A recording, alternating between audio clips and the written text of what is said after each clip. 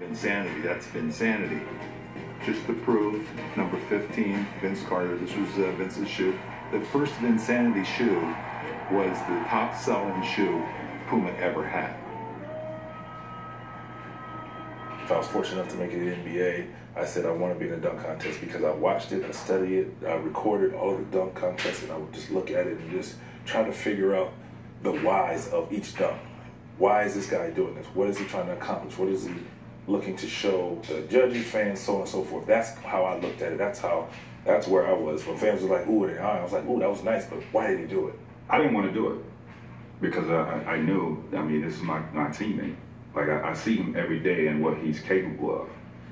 Well, I want to enter the dunk contest. I know this dude is going to win it. He would say it was a bad idea. It's like, let's just back out. He's like, I'm backing out. I wouldn't let him back out because I knew he had something to show the fans, and we we talked about this. Let's give them what they wanted. We were going back and forth. I think it was one day, was in his apartment playing video games, and he just kept bothering me the whole freaking day. I mean, this went on for quite some time. And, I just went ahead and agreed to do it. It was raining torrentially, like for the entire weekend. It was in Oakland, but everybody was staying in San Francisco.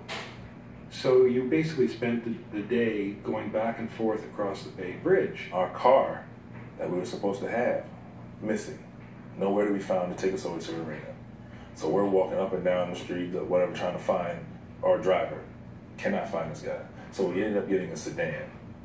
4 of us, Tracy and I, and then 2 guys who were probably 275 minimum. And we're trying to squeeze in this thing, going over the bridge to get over to the arena.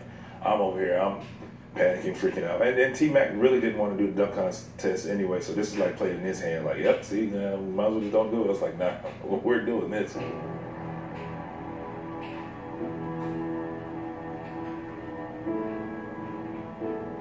I fulfilled the goal of being drafted, playing in the NBA, fulfilling that dream.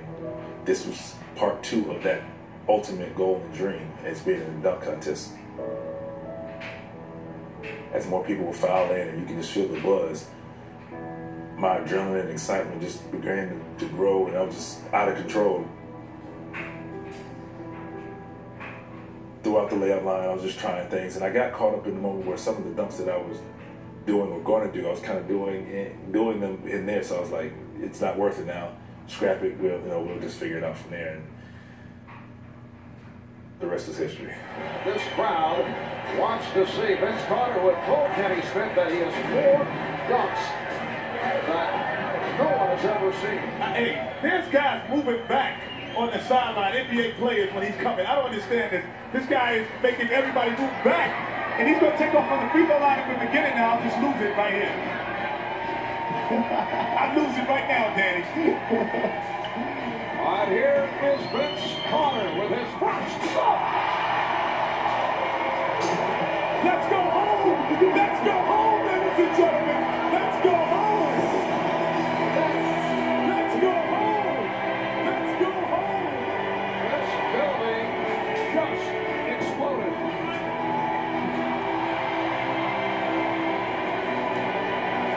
That is a reverse 360 going against the grain. That is unbelievable. All right, and here is the second dunk of the night for Vince Carter.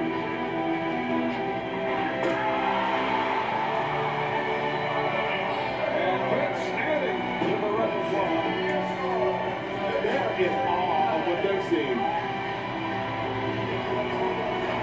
That is unbelievable. Keep in mind, Vince Carter also has a few stitches in that left hand when he incurred an injury dealing with weights in the weight room. So he stitched up in the left hand doing all that. Oh, it's over. It's over, ladies and gentlemen. The judges are coming over the table to congratulate Vince Carter. This is unheard of. Oh, goodness gracious, it is over.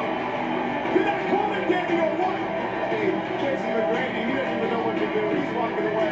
He plays with this guy every day, and he's in awe. All right, Vince Carter with his first out of final round. Ladies, wait, time out.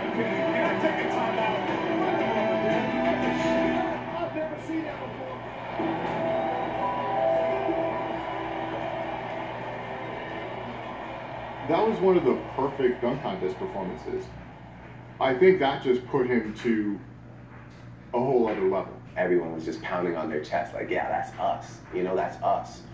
And it didn't matter, like, at that moment, everybody was just a childlike fan, you know? Shaq, KG, all these guys, they were just with big video cameras out, like just fans, you know, of our guy. Dominique Wilkins, Michael Jordan, Dr. J, Vince Carter, and yourself. Now, that is a powerhouse. You guys have all won dunk contests in the past, so I'm curious, in the prime of all those players' career, who wins a dunk contest? Vince. What? Yeah, I would say Vince. I got it. Yeah, Vince is Vince. No, Vince is a special dunker, man. Did you see what he can do? He's a special dunker. I mean, he's a special dunker. And I think MJ, did some stuff that was revolutionary for his time, as did Dr. J. And the way Vince dunks the ball, the way that he dunked the ball when he was in a dunk contest was unbelievable.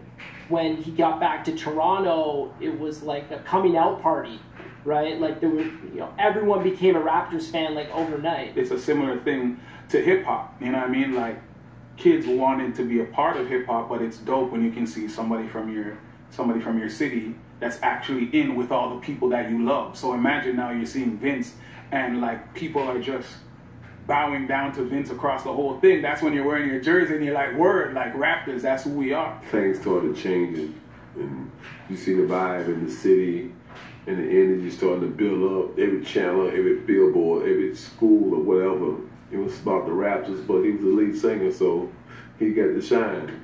All these companies was coming in. I mean, Vince was wearing so many different pair of shoes. He was wearing And1s. He was wearing Nikes.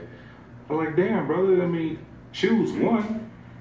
Nike has added Toronto Raptors star Vince Carter to its elite roster of athletes. He unveiled the latest Nike Shox VC2 in Toronto today.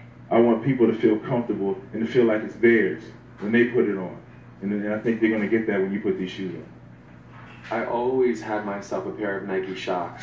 I'd come back home and I'd wear them for like the rest of my season and whatever and pretend like I was dunking on people, but I really wasn't yet. But it made me feel cool, and I bought them because Vince wore them.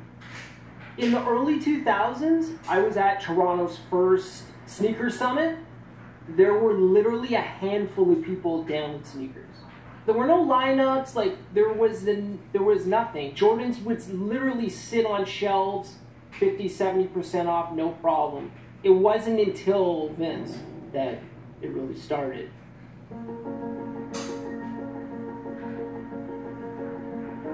There was only maybe 3 or 4 downtown nightclubs when we opened, and Vince loved it. We agreed on a deal, and Vince came in as my 50% partner. He would show up at staff meetings with a clipboard, just to take notes and learn, how it works. It was one of the best decisions I ever made. It wasn't about money, more so than opportunity. When these players are coming into town, we have some place for them to go.